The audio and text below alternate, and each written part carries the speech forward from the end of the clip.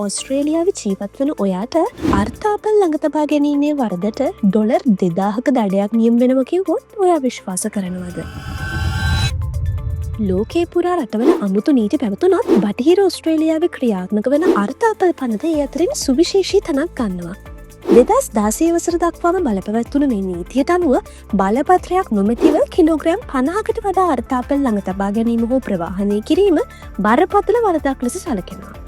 ලෝක යුද්ධයෙන් පස්සේ 1946 වසරදී මේ නීතිය පැනවුණේ අර්ථාපල් වෙළඳපොළෙහි මිල ස්ථාවරව පවත්වා ගැනීමටත් ආහාර හිඟයක් ඇතිවීම වැළැක්වීම සඳහා. මේ නීතිය කොතරම් ප්‍රබලද කිව්වොත් බරපත්‍ර රහිතව අර්ථාපල් තොග ප්‍රවාහනය කරන බවට සැකයක් ඇති වුණොත් ඕනෑම වාහනයක් පරීක්ෂා කරන්නත් ඒ අර්ථාපල් තොග රාජසන්තක කරන්නත් අර්ථාපල් අලෙවි මණ්ඩලය වෙත බලය පවරලා තිබුණා. යම් පුද්ගලෙක් පළමුවරට මේ නීතිය උල්ලංඝනය කළොත් ඔහුට ඔස්ට්‍රේලියානු ඩොලර් 2000ක දඩයක් පැනුණ අතර දෙවනවරටත් ඒ වරදම කළොත් ඔස්ට්‍රේලියානු ඩොලර් 5000ක දක්වා දඩමුදල් ඉහළ නැංවීමට ප්‍රතිපාදන තිබුණා. මේ නීතිය යටතේ අර්ථාපල් මිලදී ගන්න පුළුවන් වුණේ රජය විසින් අනුමත කරන ලද වෙළෙන්දන්ගේ පමණක් වීමත් විශේෂත්වයක්.